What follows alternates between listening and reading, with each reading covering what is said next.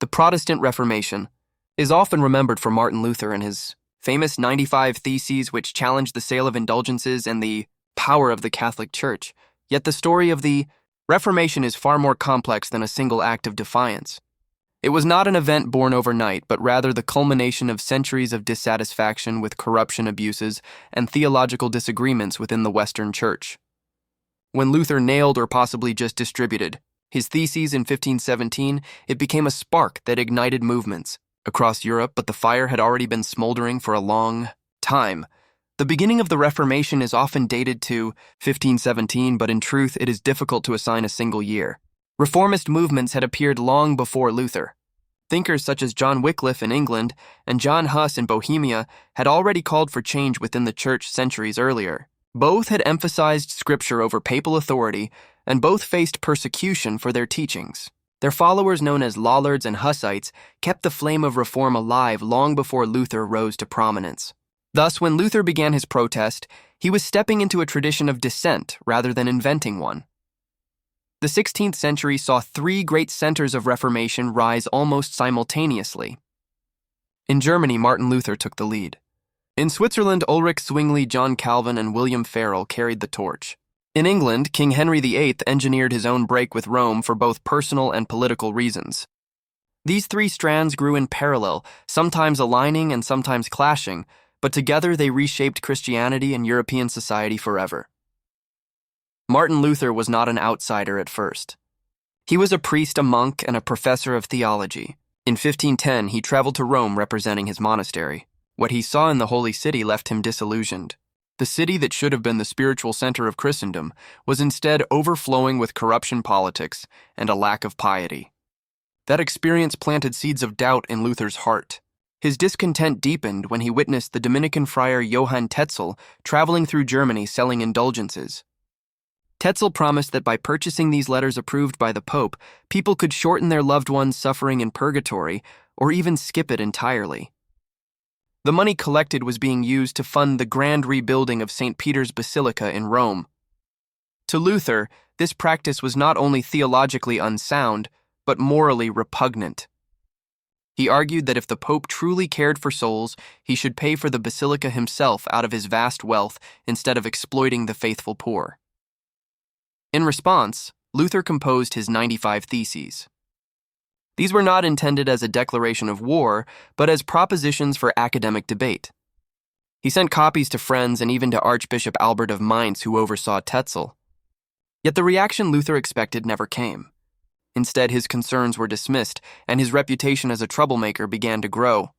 What started as a protest against indulgences soon expanded into larger theological disputes. By 1518, Luther was openly rejecting key Catholic doctrines. The Church taught that salvation came through both God's grace and human effort expressed in good works. Luther rejected this entirely. He argued that salvation was by faith alone, a gift from God that humans could never earn. He also insisted that Scripture was the sole authority for Christians, not the Pope or Church traditions. At this time, the printing press had recently been invented, and Luther's words spread rapidly. He translated the Bible into German so that ordinary people could read it themselves instead of relying on priests. This democratization of Scripture was revolutionary. It not only spread Lutheran ideas, but also empowered laypeople to question long-held church teachings. The German Reformation was underway, and there was no turning back. Meanwhile, in Switzerland, a parallel movement was beginning. Around 1522, Ulrich Zwingli, a priest in Zurich, began preaching reformist ideas similar to Luther's, though often more radical. Zwingli rejected not just indulgences, but also many Catholic practices such as fasting certain sacraments and even the use of images in worship. His vision of Christianity was stark and focused almost entirely on Scripture. By 1526, William Farel joined him, spreading these ideas to the French-speaking parts of Switzerland. In 1536, Farel encountered a brilliant young scholar named John Calvin. Calvin had written the Institutes of the Christian Religion, which became one of the most influential works of Protestant theology. Under Farel's urging, Calvin helped to establish the Reformed Church in Geneva. From there, Calvin's influence spread across Europe, reaching as far west as Scotland, where John Knox founded Presbyterianism, and as far east as Transylvania.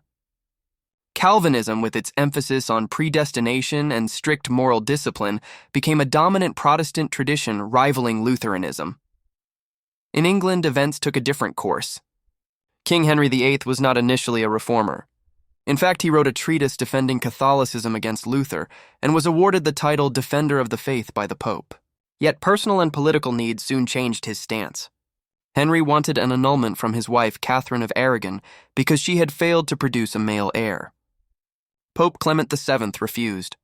Furious, Henry declared that he himself was the supreme head of the Church in England. In 1534, he formally broke from Rome, creating the Church of England, or Anglican Church. Unlike Luther or Calvin, Henry's Reformation was not primarily about theology.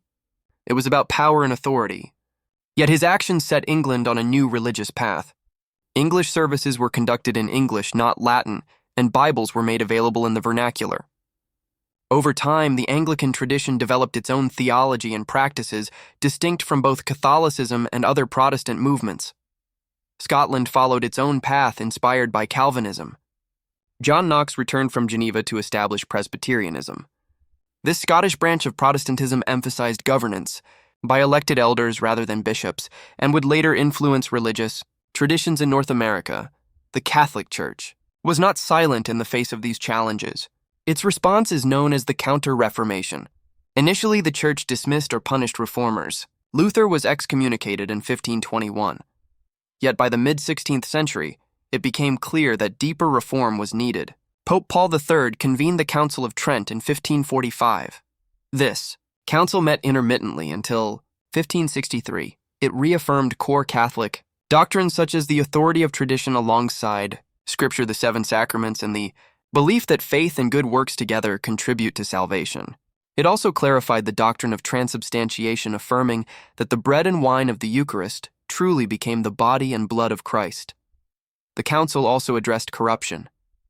Bishops were required to reside in their dioceses, clerical training was standardized, and abuses such as the selling of church offices were condemned. These reforms revitalized the Catholic Church and helped it regain credibility. Still, the division was permanent. Protestantism had established itself as a separate branch of Christianity. The clash between Catholics and Protestants was not limited to theology. It spilled into politics and war. Across Europe, bloody conflicts erupted. In France, civil wars broke out between Catholics and Huguenots, the French Protestants. The wars eventually ended with Catholic dominance, but also a degree of tolerance for Protestants. In Germany, the 30 Years' War erupted in 1618, devastating much of Central Europe. Entire regions lost between 40 and 60% of their population. Elsewhere, conflicts such as the Dutch Revolt, the Scottish uprisings, and the English Civil War all had strong religious undertones. Even wars that were not directly about religion were often influenced by the Catholic-Protestant divide. The Inquisition also continued during this period. The Roman Inquisition, established in 1542, focused on rooting out heresy. It was far less brutal than the Spanish Inquisition, but still infamous especially for the trial of Galileo in 1633. The Church was determined to maintain orthodoxy even as Protestantism spread. By the 17th century, Protestantism was firmly established. Lutheranism dominated much of Germany and Scandinavia. Calvinism spread through Switzerland, the Netherlands, Scotland, and parts of Eastern Europe. Anglicanism became the faith of England. Meanwhile, Catholicism remained strong in Southern Europe, France, and much of Central and South America through colonial expansion. The Christian world was now permanently divided. The Reformation's impact reached far beyond religion. It encouraged literacy as people sought to read the Bible for themselves. It weakened the power of the papacy and allowed for the rise of nation-states as monarchs asserted control over their churches. It influenced economics with Calvinist ethics often linked to the rise of capitalism. It shaped modern ideas of individual conscience and religious freedom, even though such freedoms were rarely granted at the time. Though centuries have passed, the divide remains. Protestant and Catholic churches coexist more peacefully today, but differences in belief remain sharp. In some regions, tensions persisted well into modern times, with conflicts in Northern Ireland being a recent example. Yet dialogue between the traditions has improved dramatically. Ecumenical movements seek unity where possible and mutual respect where full agreement is not. The legacy of the Protestant Reformation is profound. It created thousands of Christian denominations, each with its own interpretations and traditions.